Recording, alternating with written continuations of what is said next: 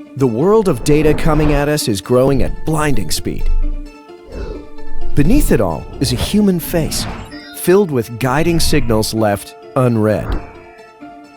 We survey people's thoughts, track their behaviors, but their unspoken emotions drive what they watch, what they buy, even who they vote for. Enter Monet, the first AI-powered analytics platform to capture and contextualize subconscious human emotions at scale. This humanized data platform decodes the gap between what people say and what they really feel. Optimized performance of any content for any audience, anywhere in the world. Long-form pilots, trailers, teasers, brand ads, even candidate messaging. Be in the fight to fix it in America. Not more faceless metrics or old-school dial testing. Monet analytics are centered around your content, making it easy to use, instantly actionable. Just load your content, choose your audience, and go. Get results within hours, including frame-by-frame guidance for real-time editing decisions. I think they've figured out the future of consumer understanding. I've been running major campaigns for 30 years, but this new Monet technology is special. It gives you a whole nother level of insight.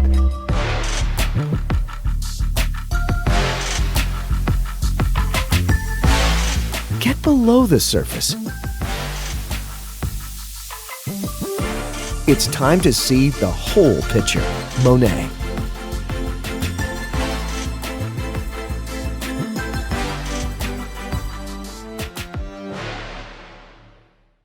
Hello, everybody. I'm Anurag, Bist, the CEO and founder of Monet Analytics. It is my pleasure to welcome you all to the first episode of The Whole Picture. It's a new live webcast series about how people feel in the new now.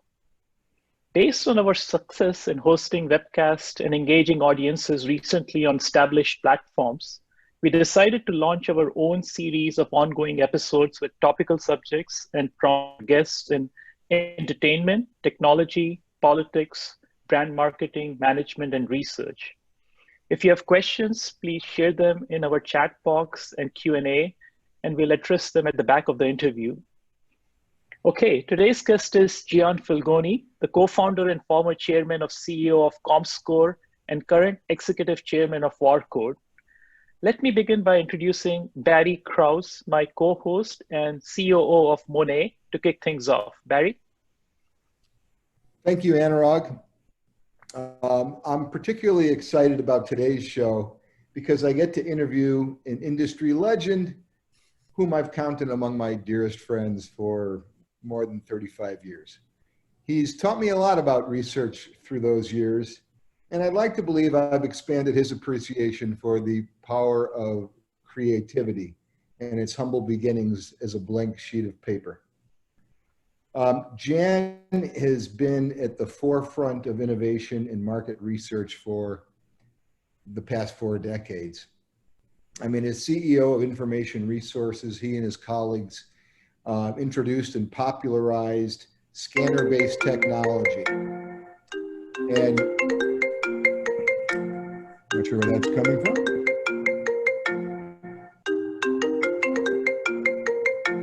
And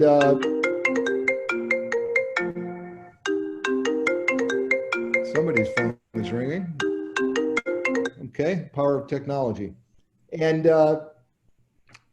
you know, here's a world where we depended on people to record and share what they were buying.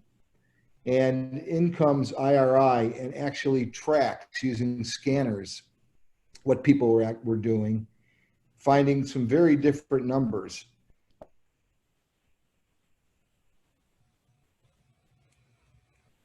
Of 1.4 billion. Gian did it again as the co-founder of comScore, which is the new age cross-platform measurement leader. At least it certainly was. He was both executive chairman, Dr. Fulgoni Awards from the Advertising Research Foundation, an Erwin Efron Demystification Award, which I have no idea what that is, but it sounds quite mystifying. And he earned a Doctor of Science honoris causa degree by Lancaster University. He was inducted into the Research Hall of Fame last year. That is from the first paragraph of Jan's 2-page bio. Welcome to the program, Jan. Thank you, Barry. Thank you, Anurag. It's great to be here, and thanks for the invitation. Well, we're thrilled to have you. We're going to jump right into it. You know, many people have been to the events that you've been honored at and meetings in which you've presented, and they're quite familiar with your professional accomplishments. But I don't know how many of those people really understand or have ever heard about the background that you stood upon that became the foundation for you traveling the career that you have. And I thought that it would be interesting to share that a little bit. You were born in Wales of parents of Italian descent. Tell us about those early days, the influences. What got you so interested in numbers and statistics in the first place? And what did you study in school? What brought you to the U.S. other than I know you're an avid sports fan and somehow you fell in love with the Pittsburgh Steelers? But give us a little background. Okay. So, yeah, I was born in South Wales. My parents were Italian. My father had a restaurant. And so I think early on, I grew up in an entrepreneurial atmosphere and in a home where the last thing my parents wanted was for me to continue running the restaurant, and education was critical. So I learned about hard work and study and all of that. And then I was pretty good at a range of subjects, I think, in high school, particularly good at science.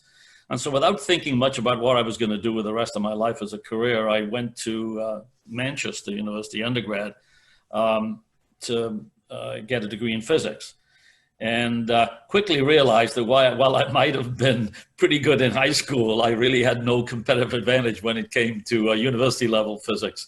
You know, it's like going from AAA baseball, to the major leagues. But in England at the time, there was no such thing as continual assessment. You had to kind of continue and take these exams at the end of every year. And it was easier for me to go ahead and finish that and then decide what I wanted to do. Marketing was becoming the thing. This is in 1970, 69, 70. And so there was one program in the UK that had a master's in marketing. And that was at Lancaster. So I went there, got my master's in marketing, and suddenly found out that maybe I do have a competitive advantage in something. I could apply analytical skills, communication skills, and all of that. And then, just like I think probably many people experience in life, something happens that gives you an opportunity, and I think it's critical to take advantage of it. So I was offered a job that took me to Pittsburgh. And the job offer was from Al Keen and MSA, Management Science Associates. So I jumped at it because I thought the States was really the place where marketing was happening. So I went to Pittsburgh and spent a decade or so with MSA and learned the fundamentals of market research there, all the different databases that were available. I learned the power of the computer because it was really being harnessed for marketing analytics for the first time in that decade. And so they were great, great learning years at MSA that then I think gave me the foundation for what happened next with IRI. Yeah, I think when I first met you, you were at MSA. I was in the research department at Leo Burnett. Said another way, I was making ads and you were standing in front of clients telling them whether they were any good or not. But MSA was interesting because, as I recall, you guys were given the data that was produced by other people, by clients who said, tell us what the heck this means. Yeah. What was that all? What did you do at MSA? Yeah, so MSA's business was we weren't in the data collection business. So we took whatever data was available that the client had, or we contracted with third-party companies to collect the data. But we would focus on then the data processing and the analysis, the interpretation of it. And those were days when I think it was certainly pretty clear that the computer was going to have a massive impact on a lot of industries, market research being included in that. But what I don't think was clear until a little later in that decade was the way that the computer would change the actual nature of the data itself. And what I mean by that as an example is in the 70s, if you wanted to know what people were buying, right, you would have them fill out diaries where they would manually write down what they remembered buying and then, you know, translate that into a database. Or you had companies like Nielsen doing manual store audits, counting boxes on shelves and the like. And so everything was manual. And there's a lot of then constraints with that, right? I mean, it costs a lot more. It's slow, time consuming. And I think in the case of consumer buying, the big question was, well, are people really writing down what they actually bought, or are they trying to remember what they bought? Had the same thing happening, for example, in media measurement, where diaries were being used. And when you looked at that data, you found that there was a skew towards the large, well-known programs because people weren't writing it down at the time that they were listening to a particular show. It was kind of recall-based. So I got a call from John Malik, who had just started IRI in 1979, 1980, and he told me about IRI, and I thought, this is amazing. I mean, I just couldn't believe what they put together. Scanners were just being introduced, so we were able to just have the consumer show an ID card at checkout, and the scanner would do the rest and capture everything that they bought at a tremendous level of accuracy. You could do that really, really fast. And then IRI had already developed I think it was a black box that was attached to the television set of the household. These were all cable households, and it allowed us to change the advertising that they were seeing in real time, with the consumer not being aware when they were seeing a real ad or a substitute ad. You know, we'd use public service announcements as a substitute if we wanted to cut back weight and so forth. And so you could have neighbors that live next door to each other, and one neighbor sees Miller Beer commercial A and the other one sees Miller Beer commercial B. Right. Exactly. And so it was a very, very tightly designed experimental lab in a real world setting. And we were able to measure very precisely the impact of television advertising. Now, interesting to think about the speed with which things are done today. Back then, advertisers wanted to wait 6 months to get their first report, and then 12 months for their final report, which sounds crazy today, right? But that's the way it was done back in the 80s. And the success of IRI was really built initially on the shoulders of Behavior Scan. We took the company public in '83, and it was just a home run.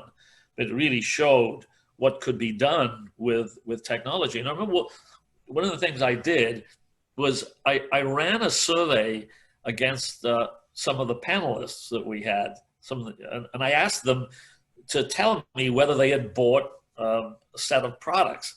And I compared that to what they had actually bought as measured through the scanner data, and it was clear that the error levels were really significant. And that for me was kind of eye-opening in terms of the benefits of passive measurement. And I think that kind of guided me in terms of my career choices and a lot of the things I've done ever since those days. I kind of recall in those early days when you were finding the power of IRI. You had come from a meeting, I'll never forget this, a guy named Ron Cox, who was the head of marketing at Wrigley, Yep. And you showed him your data. And you were showing the chewing gum market to be about half the size of what he had been living with. And he said, this is impossible, your data must be wrong. And your response was something like, well, you know, when I'm sitting there on Sunday nights filling out my diary, did you buy any chewing gum this week? Yeah. But the data suggests that you did not. Yeah. And, Yeah, there is a tremendous overstatement of buying, I think, in most, manual type surveys, where if you take the data and project it up to the, national level, you get numbers that are way, way bigger than, what you'd measure through a store-based system. So I think a lot of people were kind of surprised when that was kind of pointed out to them. They never really considered it. They never looked at the data and then you know, from say you ran a panel of 1,000 people, they really didn't think about projecting it up to the national level. And when you did show them, they were pretty astounded by it. Was that one of the biggest challenges that you faced early on? Was you're showing people a set of numbers they'd never seen before? What would you consider to be one of the biggest challenges? Yeah, not so much with behavior scan. Although I'll tell you, the surprise with behavior scan, I think for a lot of people, was the number of times that we were measuring advertising that didn't work. And you know, we wrote and published a big paper on it that was very well covered, called "How Advertising Works." And I think we found that somewhere around 45% of the tests that we'd run in behavior scan showed a significant sales increase. And you know, back in those days, again, it's hard to believe looking back today, but there was a belief that every campaign that ran on television was working. And you know, the reality was very different. And then when you factored in the cost of the campaign and the incremental profit, you know, the number of successful tests dropped even further. But we were able, I think, to isolate a lot of things because we were beginning to realize, even with that behavior scan database, which wasn't national, the impact that promotions were having on buying of consumer products. And before scanning, as I said, most companies were relying on Nielsen's bi-monthly store audit data, or at the time there was also the SAMI warehouse withdrawal data, which was a month of data. So those data sets were so aggregated, if you will, that you had no idea what was really happening down to the week level. And when scanning data started to show that, you could see that promotions were driving the heck out of sales. And it caused a dramatic shift in the way that most consumer packaged goods products were marketed. So before scanning data, somewhere around 70% of marketing money went to advertising. After the data revealed what was really going on, it flip-flopped. And 70% of the marketing money went to promotions. And I think the number today is over 80%, I believe. And you know, maybe manufacturers would say that that's not all positive, right? Because you might be training the consumer to be price sensitive and so forth. But it was, for me, a vivid illustration of the power of data to change the way that an industry operates. And you know, again, I think reinforced for me that there were tremendous opportunities in harnessing new methods of measuring consumer behavior, and then using that to generate a whole new set of products. So at IRI in the early 90s, we decided that it was time that we could try to build a national scanning-based tracking service called InfoScan, which is still used by probably about half of the CPG industry today. And so, so we started building that massive data challenge back in those days. Probably a lot easier today with, you know, the amount of computing power that's available. But we were able to successfully build it, and it was readily accepted by a lot of clients. And as I said, it's grown to be probably about a half of all consumer packaged goods tracking expenditures today. So then in 1999, you and Majid Abraham had this idea, and you founded comScore. How did you come up with that thought, and what was the white space opportunity that you guys envisioned? Yeah, well, I had been at IRI at that point for close to 20 years, and then the internet came along, and that was clearly another technological dislocation that promised to change a whole lot of things. And I don't think we had any idea how many things it would change back in '99. But it was clear that e-commerce was happening. And I think the original idea that Majid and I had was that, and by the way, this is why it's called comScore, com for commerce. We were going to measure what people were buying online. And you know, we thought, well, if we can do that, we'll also have the data on site audiences and demographic characteristics, and we killed two birds with one stone. So that was the idea. We had credibility on the basis of what we'd done with IRI. So It wasn't difficult to get financing, venture financing for the company. The challenge was building it. I mean, it was just, there was no software you could buy off the shelf. It all had to be built from scratch. We had to figure out, how do we recruit a panel of millions of people, which is the sample size you needed to be able to measure buying across all the categories that were being bought online. It wasn't CPG buying that was occurring on the internet in those early days. It was other categories, books initially with Amazon, then it went to consumer electronics, et cetera, et cetera. So we had to have a massive panel, and then we had to figure out Majid had to figure out all of the technology that was required, to get the data. There was no UPC code.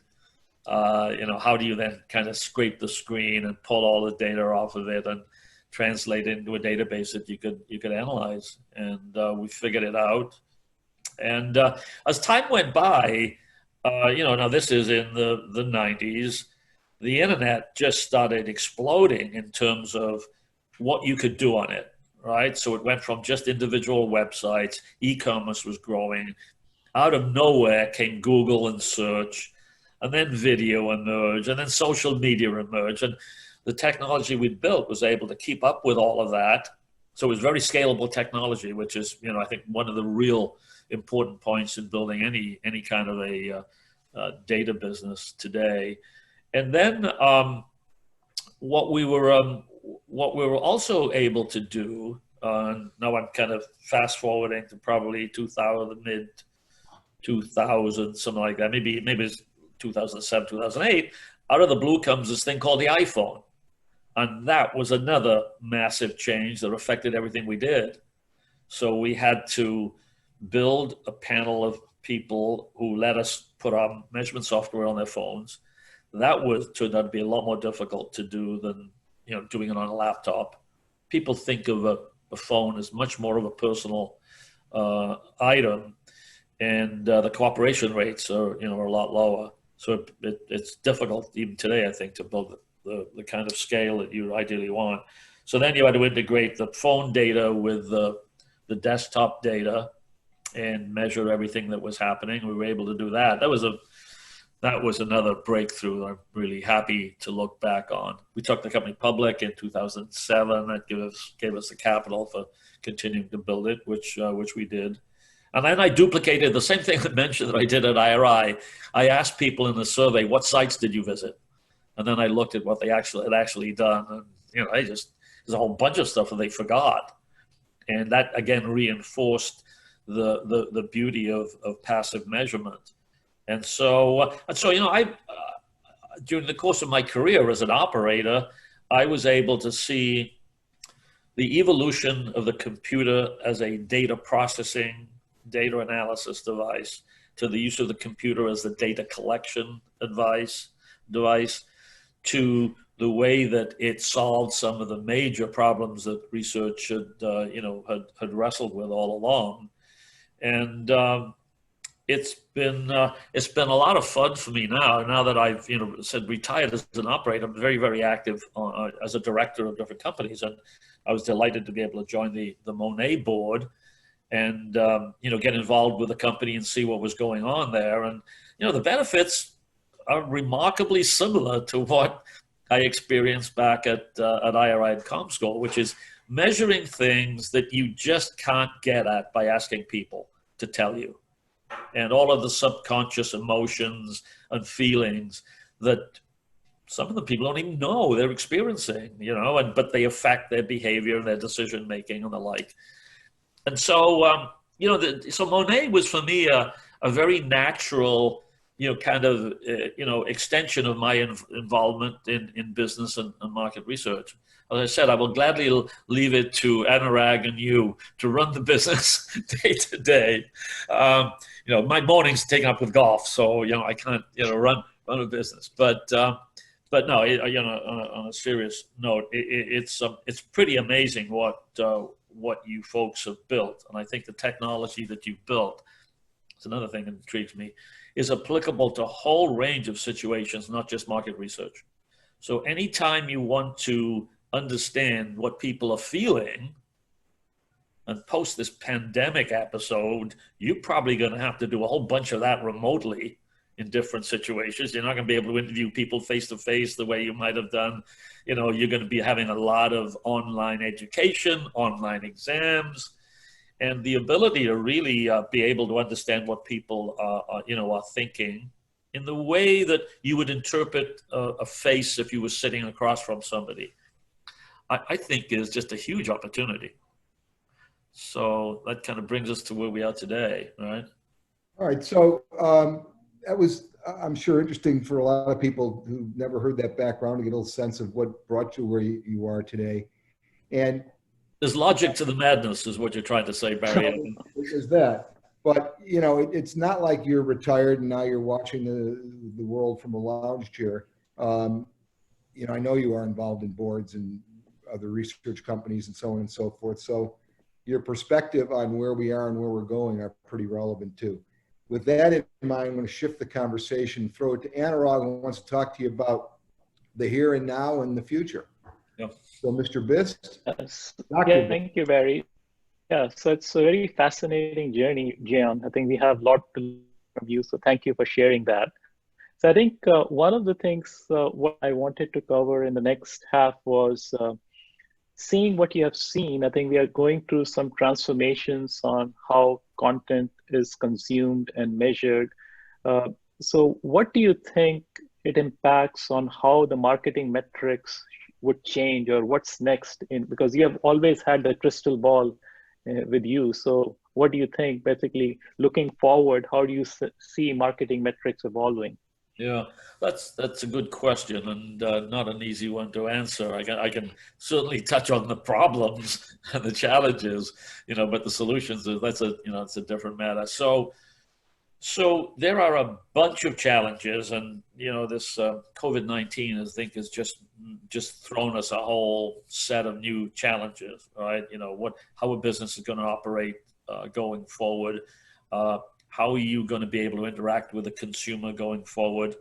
I think that the face-to-face interaction, for example, in focus groups, is you probably forget that in most cases. And then you've got all of this digital technology, and there was an interesting report by McKinsey that I would mention, which struck me, where McKinsey said, we will see 5 years of digital development occur in the space of 2 months. And they were talking about the 2 months of the lockdown. And, I thought about that and then read what the rationale for what they were saying. And, I think it's very, very true. I mean, if you look at the way the change occurs, I think in history, it usually changes fastest when you're forced to it, right? Somebody said, it's a shame to waste a crisis, something like that. And, don't mean to make light of, the COVID thing, but, it is, I think, going to move a lot of things forward in terms of how technology is used. And that creates opportunities. And I think that based on what I've seen in my career over the years, whenever there's a technological shift, that's when opportunities are created, for new measurements. Another thing that I heard, and this was from Rishad Tabakawala, who was the chief strategy officer there at Publicis in Chicago, and I was talking to him about this, and he said that one of the reasons that he agrees that this digital technology shift is going to accelerate dramatically, and he said, a lot of the older CEOs and COOs that are running major corporations really weren't as digitally savvy as you might expect or want. And one thing here in this whole pandemic that changed their opinions is the technology that we're using here today, Zoom, right? Because suddenly they realized, how easy it is to use some of this digital stuff, and probably then caused them to want to accelerate the adoption of digital technology in the way that companies have run. So I think we're going to see, a lot of changes here. Another one is the way that e-commerce has taken off, right? And so again, understandable why a lot of people would want to buy their groceries now and have them brought to their home. And it's interesting because if you look at consumer packaged goods, of all of the categories of products bought online, CPG was the one lagging.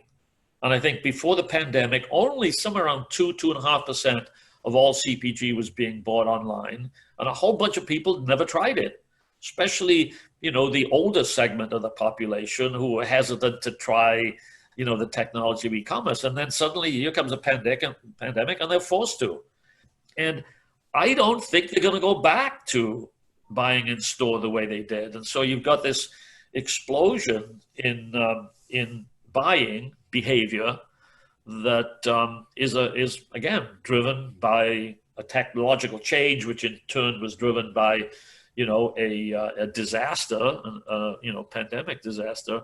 But I guess where I'm going is that there's just going to be a lot of behavior changes going forward that need to be measured. And so I think the pressure is going to be put on the market research tools and methodology that are used to do that. I think that's very true, because we are observing some in our business as well. So I think pandemic or any kind of sort of a black swan event creates opportunities. So what we are seeing is, so we have two teenage daughters going to high school, and the whole educational system has been stressed so much. There is so much disengagement that happened because people had to force to go to Zoom-based learning or distance learning. There is an opportunity to kind of basically retransfer the knowledge, like a system like Monet that has built, to some such applications. So we are seeing some pull for such measurement methodologies in applications which we wouldn't even have thought 3 months back. So that's very true. But one of the challenges in building a new business is always when you go to people who have been used to traditional methodologies, even in today, when you ask people to look at video measurement of people working on their phones and laptops, when you start translating some of these newer, fuzzier metrics into decision makers, how they make their decisions, there's always this pushback on not basically going away from their traditional methodologies. So one of the CEOs told me that nobody got fired for using IBM. It's always people are always in this thing, how do we use new methodologies? So in building your measurement companies, what were kind of learnings that you had which helped you kind of incorporate newer methodologies and build systems which people will adopt in a reasonably short time? Because that's always a challenge for any new company.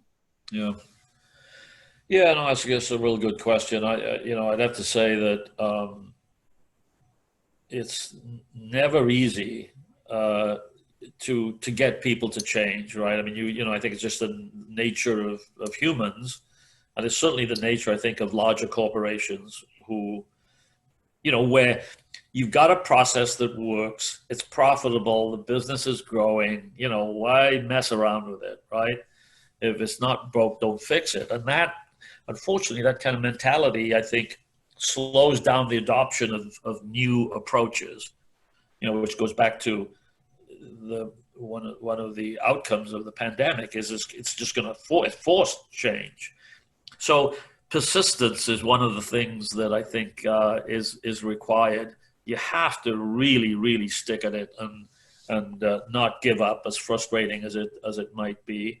And then I think it's always important to put your solution or your product, to put it in the context of the client, right? And that means you have to maybe adjust it for different industries, right? That maybe have different patterns of consumer behavior. So you gotta put it in the context. But underneath it all, it seems to me, you have to be able to show that you can do one of two things for a company. You can either help them build sales or you can help them reduce costs. And I think that if you can figure out how your product will eventually help them to do that, I think you increasing the likelihood that you're going to be successful. But you will run into resistance. I don't think there's any question, and you just have to stick at it. You have to make sure you have the right people working with you who can do that communication. By the way, especially if it's a technical product and he's having to sell it to people who aren't technicians, if you will, and can't readily understand the technology. You have to be able to persuade them. I found that one of the things I tend to do that I don't think is particularly effective is that since I tend to like technology, I probably lapse into talking about the characteristics of the product more than I should, as opposed to, focusing more time on talking about the benefits to the client. I'm assuming that if I'm selling an information product, well, I'm assuming that the client is going to see, obviously, how to use these new insights.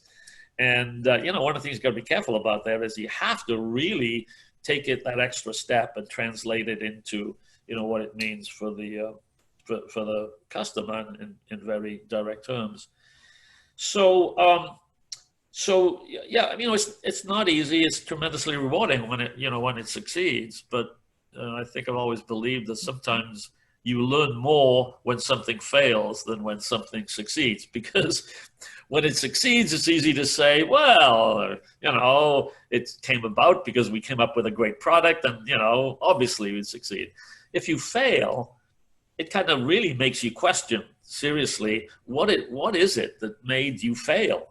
And I think that's probably a truism, not just in terms of starting a new business and new technology business. It's probably true in life. I think that, people should be able to reflect on, what their skill sets are. And, when things don't go the way that they would hope, to try to really understand what it is that caused things to go wrong.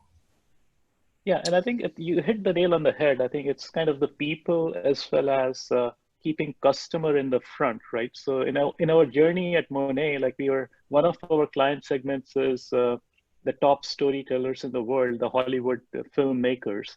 And when you go to them, if you sell them sexy technology, it doesn't mean anything to them.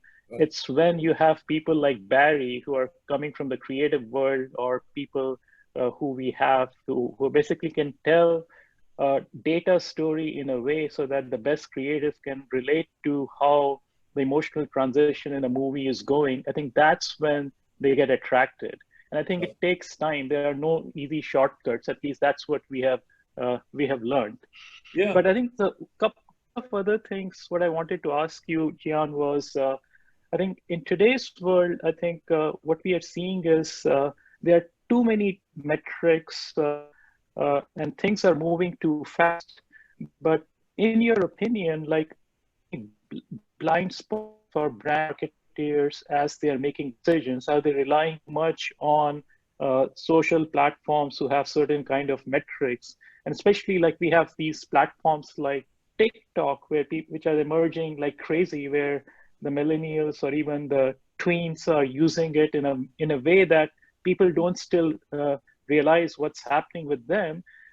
What do you think are the brands should do when they kind of try to see the bigger picture? Are there any learnings for them to do to how to move forward, and how do they basically create their advertising budgets, or how they go to the right kind of consumers, knowing that the change is happening too fast?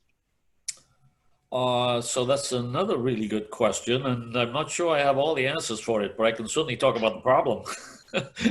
So yeah. One of the things that I think has happened, unfortunately, is that it's become almost impossible to really understand how the different elements of your marketing mix are working, right? It used to be that we'd run market mix models, right? By the way, another issue with market mix models that Joel Rubinson has pointed out is that they're backward looking, right? So all the data that you plug into them is historical data.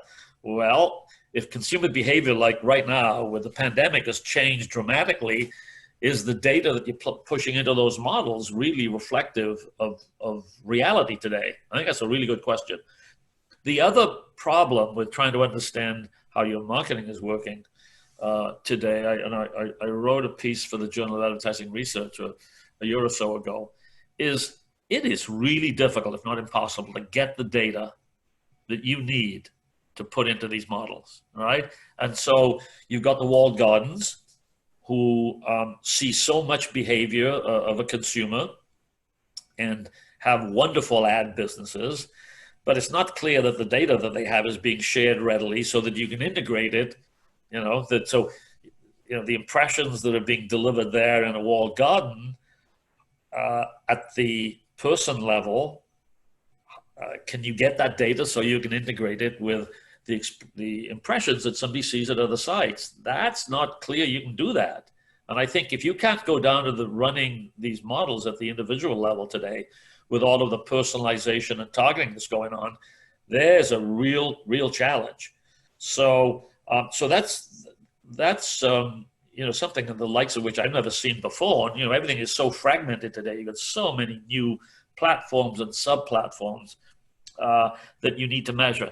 Now, one of the things that I think that Monet can help with is if you think of the way that an ad used to run on television, right? It was, by the way, back in the day, it was 60-second ads, all right? And then I think that the networks were forced to change through a lawsuit to go to 30-second ads, all right? As soon as that happened, they went to 15. And now you've got ads that are running that are like 6 seconds or less.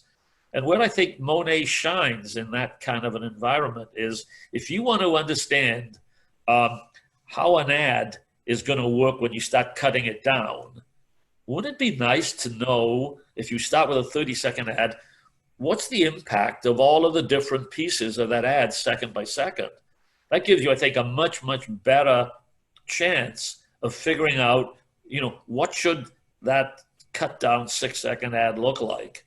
And, I don't think it's not easy to do without the kind of granularity that you can get through a technological way of measuring, in this case, emotions. And, again, I would say that correlates back to what I've seen happen time and time again, that when the data becomes more granular and faster, then the way that you spend your marketing dollars changes. And I think I suspect, I'm pretty sure, I would say rather than suspect, that that's what we're going to see happen here as we go forward. No, I think that's very true. And that's kind of the use case. Some of the clients we work with, they use our technology going very narrower based on either who the audience is, who's consuming. For example, like a 30-second ad.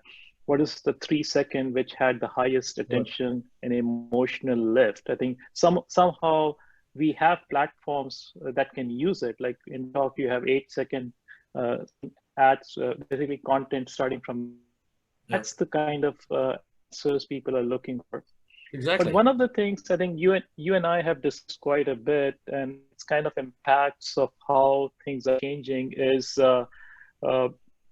the speed with which people want results, and the whole nature of this millennial mentality where they don't want to speak to anybody. So they want to use research and technology the way they want to use. So it's more like do-it-yourself kind of a platform.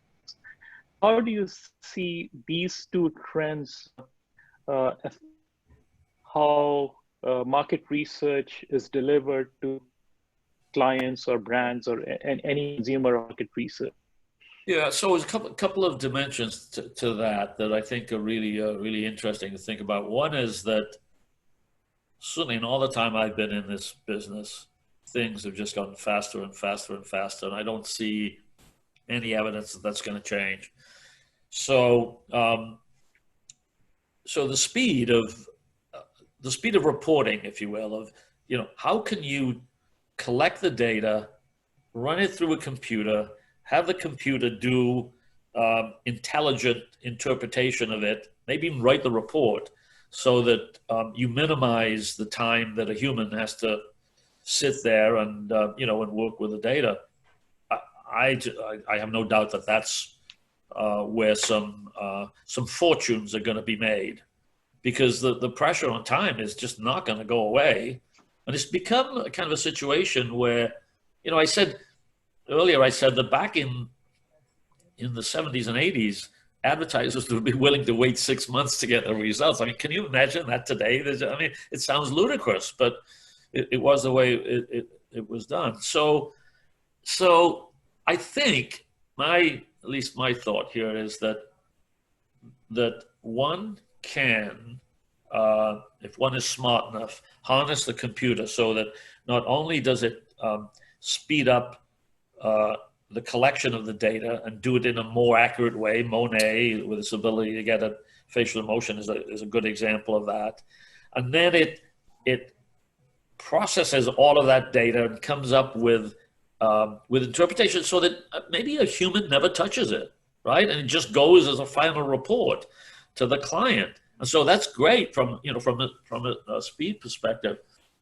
It also, I believe, will have the benefit of reducing costs, because time is money.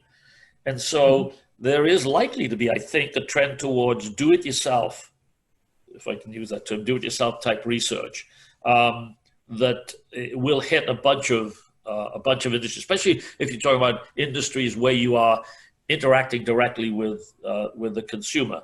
I mean, I'll give you one example that just blew my mind. All right, SurveyMonkey. If somebody had told me before they came along that this survey industry that had operated the same way for many years was going to generate such a do-it-yourself use of survey techniques, I would have had a hard time believing it. But if you look at the progression, it kind of, look back now, it's kind of obvious, right? I mean, the internet came along. All of a sudden, you could collect samples of respondents with no trouble at all, where before it would cost you a fortune to collect it by mail or by phone. So all of these companies emerged with online panels, some issues about professional respondents and all of that. But I think we've gotten around a lot of that. And then SurveyMonkey figures out, well, let's make it really easy to design your own survey. And then Qualtrics came along and said, well, let's do that for the surveying of respondents, to do all of this data collection about emotions and the implications of that, and deliver it to the client real fast. And that then we'll be able to take this technology engine and use it as a do-it-yourself tool in a lot of other industries. And I said earlier, I think that the applications go way beyond market research. So that's the future I kind of look forward to here. Yeah, so I think so. I'll conclude with one last question, hand it off Barry for the final conclusion. So I think so. One of the things, so if you had words of wisdom of what you have learned in building these billion-dollar enterprises, what would be a couple of advice for you to all the people who are in the market research space, or even like a young entrepreneur who's starting with a new idea? So what would be your takeaway or the Yeah, that's a good question. I've been asked that one a number of times. So, if I, look at, myself and whatever success I've been able to achieve at, the companies that I was involved with from the beginning, one is you have to surround yourself with really good people.